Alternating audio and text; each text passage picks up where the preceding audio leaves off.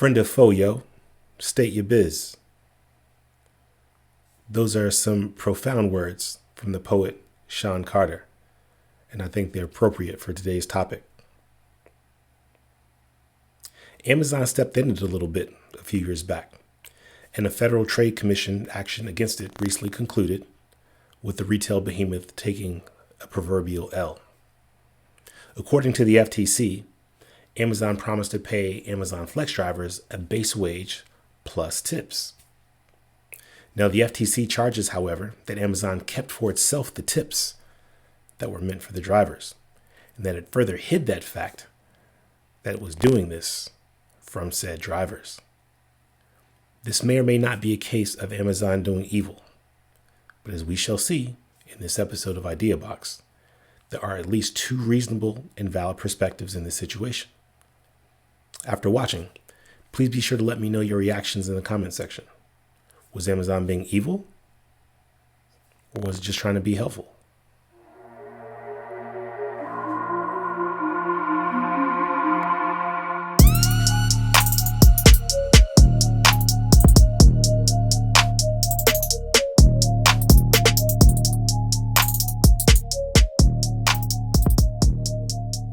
Last month, a company, or one might say buried in the news, that Jeff Bezos was stepping up from Amazon to focus on his broader business empire. Mind you, I said stepping up, not stepping down. Bezos isn't stepping down from anything. He's got Amazon. He's got Washington Post. He's got Blue Origin. He's got a number of businesses that he needs to manage, so he needed to elevate himself. This isn't much different than Larry Page and crew creating Alphabet and putting Google underneath Alphabet to run their massive empire. So anyway, it was widely reported within that context that Amazon got a spanking for robbing its gig workers. Here's a sampling of the headlines. NBC News reports, Amazon will pay $61.7 million to settle claims it withheld tips from delivery workers. TechCrunch, same thing. Amazon to pay $61.7 million to settle FTC complaint over stolen Amazon Flex driver tips. They're not beating around the bush. Vice Motherboard. Amazon will pay gig workers $61.7 million for stealing their tips. It's pretty direct there. Let me just go into some of the detail to give you the background on the story. Amazon Flex drivers, who are independent contractors, deliver packages and groceries for Amazon and Whole Foods in more than 50 U.S. cities. As independent contractors, workers provide their own vehicles and do not receive healthcare benefits, sick pay, overtime pay, workers' compensation, or other benefits guaranteed to Amazon employees. When Amazon launched its Flex program in 2016, the company regularly advertised that independent contractors who deliver packages in its Flex program would receive 100% of the tips they earned and would be paid between $18 and $25 an hour, according to the FTC complaint. Oh, tearing stuff up here. When Amazon launched its Flex program in 2016, the company regularly advertised that independent contractors who deliver packages in its Flex program would receive 100% of the tips they earned and would be paid between $18 and $25 an hour, according to the FTC complaint. But shortly after it launched, Amazon quietly changed course and began slashing its payments to drivers and cutting into their tips to make it appear as if it was still paying the promised hourly rate, according to the FTC. I think it's better or helpful to also go to the horse's mouth. So the Federal Trade Commission is reporting on their own complaint. It says, according to the FTC's administrative complaint against Amazon and its subsidiary, Amazon Logistics, the company regularly advertised that drivers participating in the Flex program would be paid $18 to $25 per hour for their work making deliveries to customers. The ads, along with numerous other documents provided to Flex drivers, also prominently featured statements such as, quote, "You will receive 100% of the tips you earn while delivering for Amazon Flex," end quote. Rather than passing along 100% of customer tips to drivers as it had promised to do, Amazon used the money itself. Our action today returns drivers the tens of millions of dollars in tips that Amazon misappropriated and requires Amazon to get drivers' permission before changing its treatment of tips in the future. Amazon Flex is a program in which drivers classified by Amazon as independent contractors can agree to make deliveries using their personal vehicles. Flex drivers deliver goods and groceries ordered through the Prime Now and Amazon Fresh programs, which allow customers to give drivers a tip. The FTC's complaint alleges that in addition to telling drivers they would receive 100% of their tips, Amazon also assured its customers that 100% of any tips they paid would go to the driver. All right, that's laying the groundwork. Now, reading the headlines and the way it's been characterized, this all appears to be mad grimy. A mega rich corporation stealing tips from small, defenseless, independent contractors trying to eke out a living. But what if that was the wrong way to look at it? Or at least, what if there is a different way to look at it? What if Amazon was really just trying to help its contractors? How is this possible, you say? How, Sway? Take a few steps back to go. You ain't got the answers, man. In order to make the case, we'll need to first cover a few concepts. So I'll go over to Investopedia to get us on the same page regarding the definition of a few economic concepts: risk, income variability, budget variance, and the risk-reward ratio. Okay, first, we'll define risk. According to Investopedia, risk is defined in financial terms as the chance that an outcome or investment's actual gains will differ from an expected outcome or return. Risk includes the possibility of losing some or all of an original investment. That last sentence, that's the key takeaway here. What does it say about variability? Variability is the extent to which data points in a statistical distribution or data set diverge, or vary, from the average value, as well as the extent to which these data points differ from each other. All right, I'm going to skip down to the last sentence here. Investors equate high variability of returns to a higher degree of risk when investing. And that's the most important takeaway for this conversation. Now let's go over and look at budget variance. All right. Budget variance is defined as a periodic measure used by governments, corporations, or individuals to quantify the difference between budgeted and actual figures for a particular accounting category. A favorable budget variance refers to a positive variance or gains. An unfavorable budget variance describes negative variance, indicating losses or shortfalls. Budget variances occur because forecasters are unable to predict future costs and revenue with complete accuracy. All right, there should be a theme. Revealing itself here. Finally, risk-reward ratio. The risk-reward ratio marks the prospective reward an investor can earn for every dollar they risk on an investment.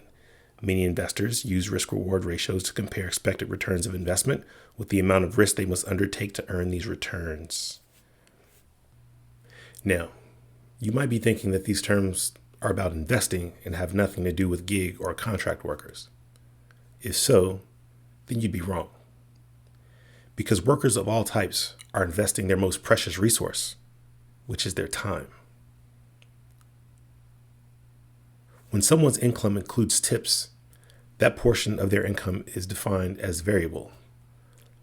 Sometimes tips can be high. Sometimes tips can be low or non-existent. Given that tips are variable, the overall income is variable. And sure, base wages create a floor, but oftentimes that floor doesn't represent a livable wage. This is the case when we think about your typical wages for bartenders and waitstaff. So, workers invest their time. Workers expect a particular return on that investment. Independent contracting is more risky than full-time employment. And rightly so, independent contractors typically expect to earn a bit more than their full-time counterparts, given the additional risk that they take on. This is reflective of the risk-reward ratio. If there's too much income variability and budget variance, then it is hard for contract workers to manage their lives unless they have a strong base of savings. If they are constantly in feast or famine mode, they will experience some periods where the income they earn is not enough to cover their living expenses. This is not only a huge risk, it also can represent quite a substantial hardship.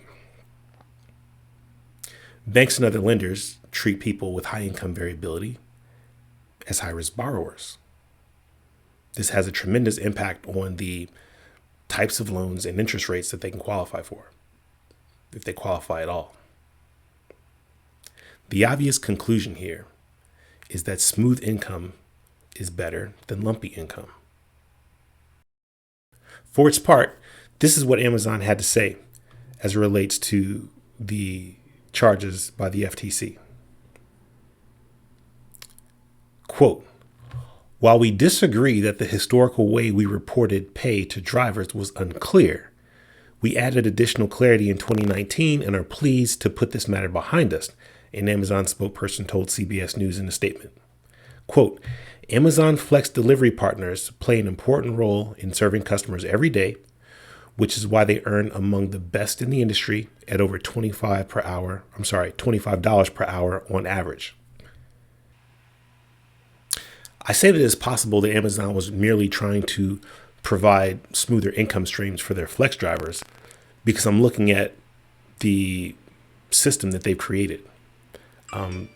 Amazon had a last mile problem in their logistics apparatus, and they've created a marketplace, out of thin air that basically provides what they call blocks, where gig workers or drivers can bid on these blocks to pick up and deliver goods. This thing is algorithmically driven. It's a marketplace. The pricing or the payment for particular blocks or particular deliveries is predicted ahead of time, and Amazon pays their drivers according to what this algorithm produces. And I think the algorithm works in such a way that it does smooth things out. Speaking of income smoothing, this is something that even the largest of corporations do. Going back to Investopedia, income smoothing uses accounting techniques to level out fluctuations in net income from one period to the next. Companies indulge in this practice because investors are generally willing to pay a premium for stocks with a steady and predictable earning stream, as opposed to stocks whose earnings are subject to more volatile patterns, which is regarded as riskier. This whole thing, it occurs to me, this whole thing seems like Amazon is trying to mitigate risk or lower risk for these flex drivers. That would make sense. By smoothing out the income, by reducing the level of variance in their income, their predictable income, Amazon has then reduced risk. I believe that it's quite possible that Amazon had good intentions and that this debacle is the result of flawed execution. It is possible that they meant from the very beginning that flex drivers would earn $18 to $25 per hour, and that drivers would also receive 100% of their tips. It's possible for both of those statements to be true, but not in aggregate. I don't know. What isn't clear in the complaint is whether Amazon from the outset communicated to drivers that they would earn $18 to $25 inclusive of tips, or $18 to $25 an hour plus tips on top of that. The FTC clearly believes that reasonable people would believe that Amazon communicated to drivers that they would earn $18 to $25 base wage and that they would receive 100% of their tips in addition to that base wage. And that's ultimately why Amazon lost in this action. Let's take a look at Lexology because they make it very clear.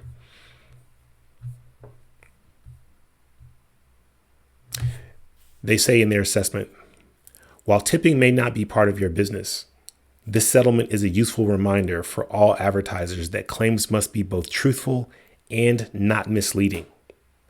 Even if Amazon was in fact passing 100% of the tips to each driver, failing to disclose that those tips were being used to reduce Amazon's own pay contribution could have been misleading under the circumstances.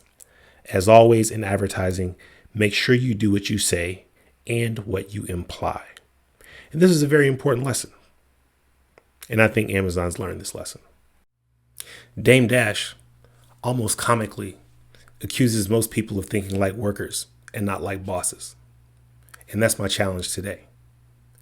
There are two sides to this. Now, most of us will identify with the side that the workers will identify with. But if we put our boss hat on, we might see the other side. Now, I'm not making any judgments on which side is right or wrong. Like I said, Amazon, may have had good intentions. Maybe they didn't. It's hard to get inside the mind of another person, let alone a corporation. So I can't make that call. I'm merely saying that there's another perspective, and that's all I ask that we consider. But I could be totally wrong about this. So let me know what you think down in the comment section. I'm just saying it's just an idea. Anyway, see you guys next time. Thanks for watching.